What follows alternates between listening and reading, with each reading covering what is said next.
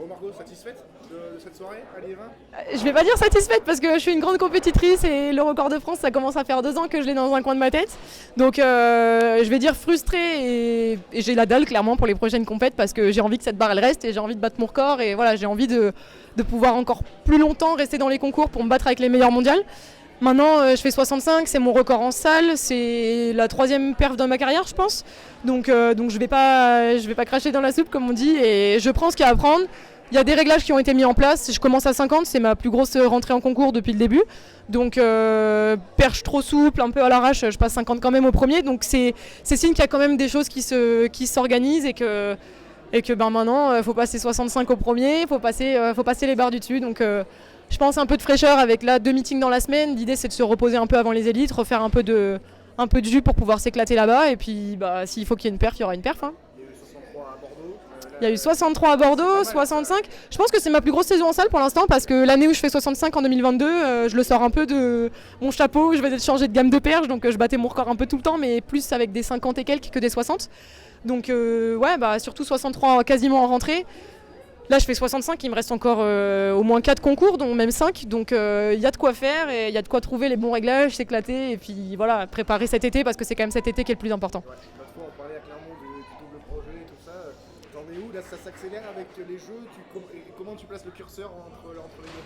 Ah bah là le curseur il est clairement sur les jeux. Après c'est dans mon équilibre de travailler, donc même si j'ai posé ma césure, j'ai pas d'obligation sur les stages, j'ai pas d'obligation de partiel, j'ai vraiment je mets pas un pied à la fac ni au CHU, j'ai que le sportif.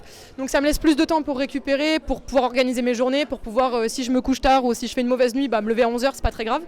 Et en même temps j'ai fait les 4 premiers mois à Bordeaux où j'ai pris le temps de m'acclimater, de vraiment prendre mes marques au stade, à la maison.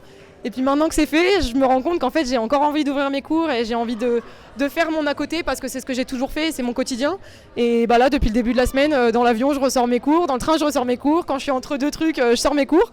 Et tout à l'heure, avant la pré-compète, avant la compète et tout, j'étais là avec mes cours, je me dis tiens ça fait 1 an que j'ai pas surligné ça, le dernier c'était à Budapest. Donc voilà, c'est un quotidien que j'aime bien et je pense que c'est mon équilibre aussi. Donc j'ai pas d'obligation, si je dois choisir entre le sport et les études cette année, évidemment ce sera le sport. Mais de temps en temps, c'est un peu mon petit plaisir en ce moment. Je pense que je reprends mon rythme et je commence à bosser sans pression parce que j'ai pas de partiel. Et du coup, tu vis un peu le quotidien d'athlète professionnel. Ouais, carrément. Tu gères absolument pour l'instant sans excès de rien. T'expérimentes un peu ça, quoi. Ouais, et c'est hyper confortable.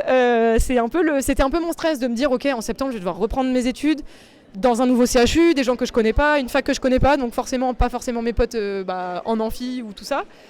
Et puis finalement, là, de voir que ça me fait plaisir de reprendre mes cours, de savoir que, mine de rien, être athlète professionnel et en faire son métier, c'est très bien quand ça marche très bien. Mais je suis hyper active et j'ai du mal à rester en place et je pense que je peux mouliner assez rapidement sur des semaines un peu compliquées, sur des entraînements qui se passent pas bien, sur une petite blessure. Et c'est vraiment mon truc de pouvoir couper et d'avoir la chance d'avoir un truc qui me coupe complètement parce que devant mon cours, je peux pas réfléchir à comment je saute quand je machin. Donc j'ai des moments, je travaille et je suis à fond dans mon truc et j'ai des moments où je suis perche et là je suis à fond dans mon truc et je pense que c'est comme ça que ça marche le mieux pour moi.